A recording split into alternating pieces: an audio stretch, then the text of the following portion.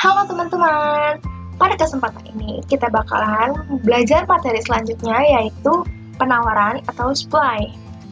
Nah, pertama kita bakalan mengetahui apa sih pengertian dari penawaran itu sendiri.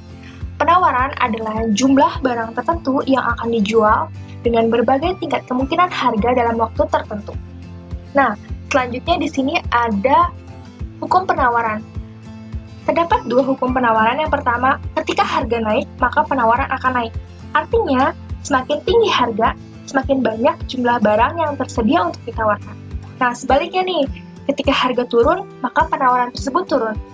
Semakin rendah tingkat harga, semakin sedikit jumlah barang yang tersedia untuk ditawarkan.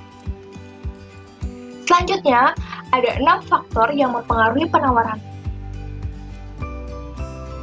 Yang pertama, harga barang itu sendiri. Jika harga suatu barang naik, maka produsen cenderung akan menambah jumlah barang yang dihasilkan. Hal ini membawa kita ke hukum penawaran tadi nih. Jika semakin tinggi harga, maka semakin banyak juga jumlah barang yang tersedia untuk ditawarkan. Nah, selanjutnya ada harga barang lain yang terkait. Barang-barang substitusi dapat mempengaruhi penawaran suatu barang. Misalnya, dikarenakan kenaikan biaya produksi di luar negeri atau kenaikan tarif impor, baju yang diimpor menjadi bertambah mahal harganya. Konsumen baju impor sekarang lebih suka membeli baju buatan dalam negeri. Sehingga permintaan terhadap baju produksi dalam negeri meningkat. Kenaikan permintaan ini akan mendorong para produsen dalam negeri untuk meningkatkan hasil produksinya, sehingga penawaran baju akan meningkat. Nah, selanjutnya ada harga faktor produksi.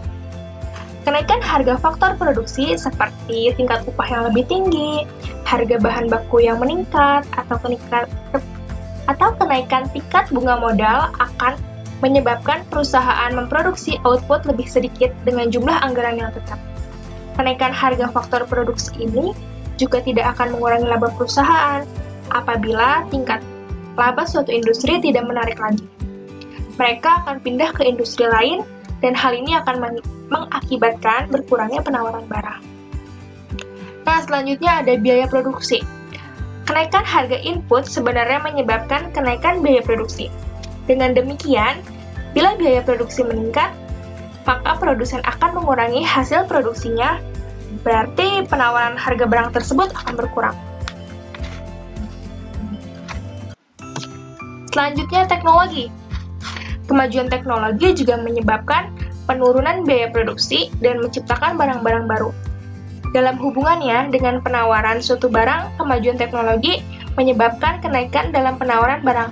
Artinya, semakin canggih teknologi tersebut, otomatis jumlah barang yang dihasilkan semakin banyak dong.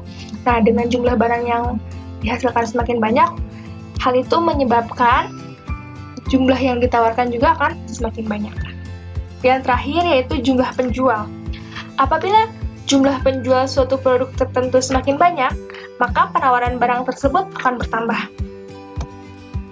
Yang terakhir, yaitu jenis-jenis penawaran. Di sini ada dua jenis penawaran. Yang pertama, penawaran individu, dan yang kedua ada penawaran efektif. Apa sih penawaran individu itu? Penawaran individu adalah jumlah barang atau jasa yang ditawarkan seorang penjual atau produsen pada waktu, tempat, dan satuan harga tertentu. Nah, kata kuncinya, penawaran individu itu adalah penawaran yang dilakukan oleh satu produsen. Nah, sedangkan penawaran efektif adalah jumlah barang dan jasa yang ditawarkan sekelompok penjual atau beberapa orang produsen pada waktu, tempat, dan satuan harga tertentu. Nah, kata kuncinya, penawaran efektif ini adalah dilakukan oleh sekelompok produsen atau penjual. Segitu dulu nih penjelasan tentang penawaran. Semoga materi kali ini bisa bermanfaat untuk kita semua. Terima kasih. Sampai jumpa.